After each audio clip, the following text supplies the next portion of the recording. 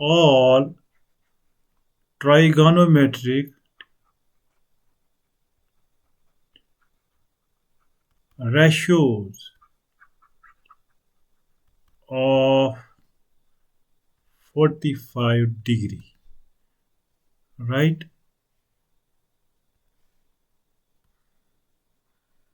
मान लेते हैं A B C triangle, A B C, ये 90 है और इस एंगल को मैं 45 मानता। तो यहां पर मैं क्या लिखूंगा, let A B C be a right angle triangle, right angled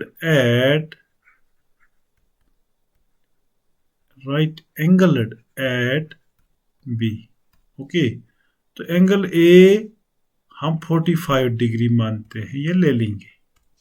तो जब ये 45 होगा तो ये एंगल सी भी 45 होगा। Sum of the three angles of a triangle is 180। जब ये 90 है और ये 45 है, इनका हम जमा करेंगे, एंगल 90 और 45, इनका जब हम जमा करेंगे ये 135 आता है, 180 में से 135 निकलेगा तो ये 45 आएगा। Therefore angle C is also 45 degree. अब देखिए ABC is an isosceles triangle, इसमें दो एंगल ए और एंगल C बराबर है।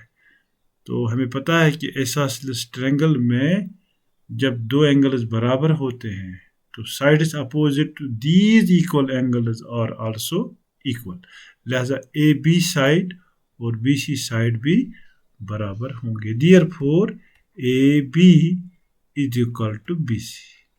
ठीक, लेट मैं इसको मानता हूं ए। चलिए हम इसको ए बी साइड को ए मानते हैं, तो फिर बी सी भी ए होगा। अब मुझे क्या निकालना है, ए सी हम निकालेंगे। तो यहां पर मैं लिखूंगा बाय पाइथागोरस थ्योरम।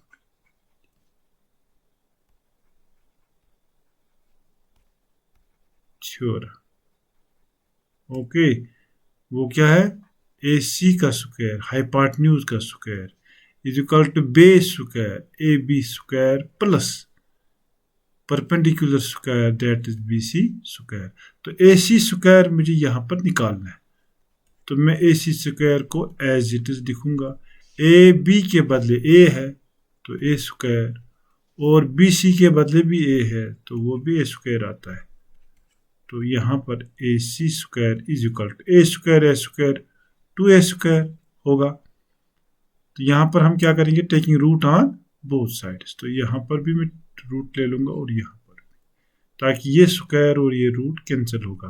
तो यहाँ से मुझे ए सी मिलेगा और यहाँ पर √2 और फिर √2 ए स्क्वायर, ये और ये cancel, A C is equal to √2 a. तो यहाँ पर मुझे थर्ड साइड भी मिल गया, यानी हाइपोटेन्यूज, वो √2 ए आ गया। ठीक, तो यहाँ पर मैं अब all trigonometric ratios of angle 45 निकालूंगा। तो यहाँ पर मैं लिखूंगा देयरफॉर साइन एंगल ए, तो वो 45 है, तो वो साइन 45। आपको पता है sine perpendicular divided by hypotenuse, P divided by H। तो P यहां पर है BC, यानी side opposite to base angle that is 45, वो BC आता है। BC डिवाइडेड बाय हाइपोटेन्यूज, वो AC। ठीक, in place of BC I will write A, and in place of AC I will write √2A। A और A cancel, therefore sin 45 वो क्या आता है, 1 डिवाइड बाई √2। अब cos 45, आपको पता होगा cos 45 वो बेस ओवर हाइपोटेन्यूज होता है। तो बेस की जगह यहां पर ए बी है और हाइपोटेन्यूज वो तो ए सी है। तो ए बी की जगह पर ए में लिखूंगा और ए सी की जगह पर √2 ए। ये और ये कैंसिल हो जाएगा, तो यहाँ से मुझे 1/√2 निकलेगा। तो cos 45 भी 1/√2 ही आ गया। अब tan 45 वो है perpendicular divided by base. Perpendicular यहाँ पर BC है, बेस यहाँ पर AB है, तो BC की जगह पर AB की जगह पर A और A कैंसल, वो 1 आएगा। तो tan 45 भी मुझे मिल गया। साइन भी आ गया, यहाँ देखिए आप, ये साइन है, ये यहाँ पर cos आ गया, ये यहाँ पर cos का वैल्यू आ गया, ठीक, और ये यहाँ वो भी आ गया 1। अब cosec 45 क्या होता है, वो हाइपोटेन्यूज ओवर परपेंडिकुलर होता है, यानी साइन का रेसिप्रोकल, ठीक। हाइपोटेन्यूज की जगह पर BC आएगा, AC आएगा, और परपेंडिकुलर की जगह पर BC, तो वो आएगा √2a डिवाइडेड बाय a, वो आ गया √2। हाँ, फिर है sec 45, वो cos का रेसिप्रोकल होता है, वो है बेस और हाइपोटेन्यूज, यहाँ पर हाइपोटेन्यूज ओवर बेस आएगा, तो यहाँ पर हाइपोटेन्यूज है √2a डिवाइडेड बाय a, वो फिर √2 ही आता है। cot 45 वो tan का रेसिप्रोकल होता है, बेस ओवर परपेंडिकुलर, वो a डिवाइडेड बाय a आता है, दैट इज 1।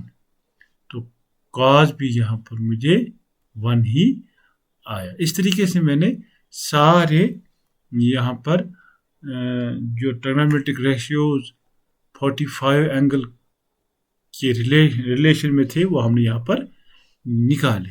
तो that is sin 45 is equal to 1 divided by √2.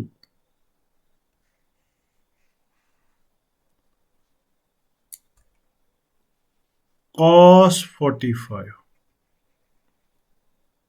is equal to 1 divided by √2.